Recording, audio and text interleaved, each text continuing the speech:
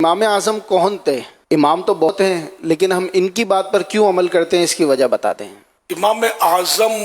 ابو حنیفہ نعمان بن ثابت رحمۃ اللہ علیہ، تو یہ ہم ان کی تقلید کرتے ہیں۔ تقلید یہ قرآن و حدیث سے جو انہوں نے مسائل بیان فرمائے تو اس پر ہم عمل کرتے ہیں۔ پہلے تو صحابہ کرام سرکار صلی اللہ علیہ وسلم سے براہ راست سیکھتے تھے اور عمل کرتے تھے، بعد میں آگے جا کر یہ تقسیم علماء نے ہی کی۔ امام اعظم اتنے درجے کے عالم، جیسے آج بھی ہم عالم کی بات تو مانتے ہیں نا، عالم کو مسئلہ پوچھتے ہیں تو کوئی بولے کہ عالم نے بتایا تو کیوں مانا، خود کی کتاب سے قرآن پڑھ کے تو ہم نہیں نکال سکتے، اس لیے ہم علماء کو پوچھتے ہیں۔ اور یہ قرآن کا حکم ہے ہمیں، فَاسْأَلُوا أَهْلَ الذِّكْرِ إِن كُنتُمْ لَا تَعْلَمُونَ، تو تم نہیں جانتے تو جاننے والوں سے پوچھو۔ تو یہاں اہل ذکر یعنی علماء، تو علماء سے پوچھو۔ تو یوں ہم پوچھ رہے ہیں، لیکن یہ کہ ایک تقسیم ہے کہ امام اعظم ابو حنیفہ رحمۃ اللہ علیہ اتنے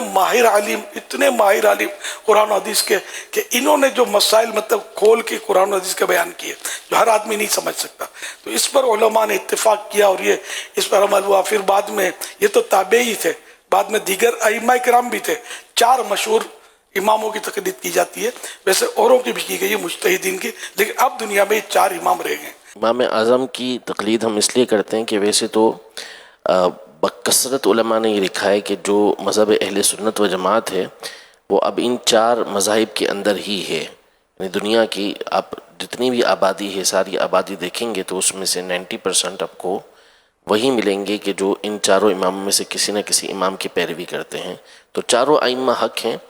اور جو دیگر مذاہب تھے جیسے امام اوزاعی کا، امام سفیان ثوری رحمۃ اللہ تعالی علیہ کا،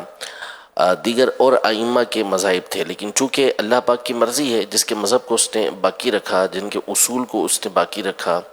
اور ان 4 مذاہب کے جو بعد کے علماء آئے انہوں نے مزید اس کے اوپر کام کیا اور ان کے اصول، ضابطے، قانون یہ سارے مرتب کیے،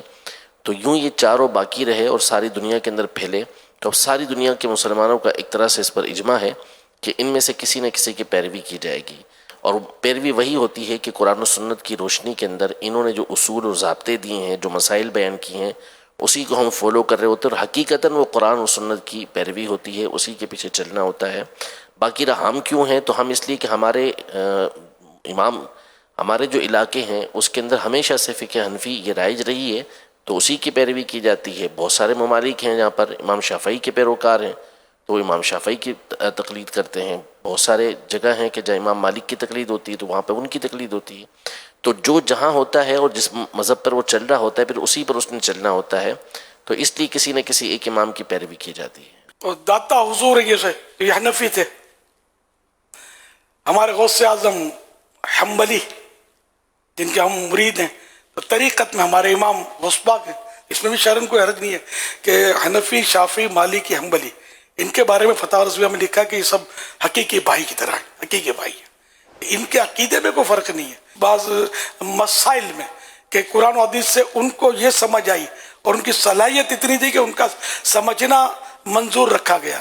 دوسرے کو یہ سمجھ میں آئی، کسی تک روایت یہ پہنچی، کسی تک یہ روایت نہیں پہنچی، یا بعد میں روایت میں کچھ جیسے کو راویوں کے مسائل، یہ پورا اسماء الرجال جو ہوتا ہے اس کے ایسے مسائل ہوتے ہیں۔ تو یہ جن ائمہ مجتہدین نے جو اپنی علم سے سمجھا تو اس کے مطابق انہوں نے ارشاد فرمایا، اور یہ ایسے اہل تھے کہ ان کا ارشاد فرمانا یہ ایتھینٹک ہے۔ تو یوں مطلب ہے کہ ان کی تقلید کے سلسلے چلے، بڑے بڑے علماء، بزرگان دین، اولیاء کرام یہ کسی نہ کسی امام کے مقلد ہوتے تھے۔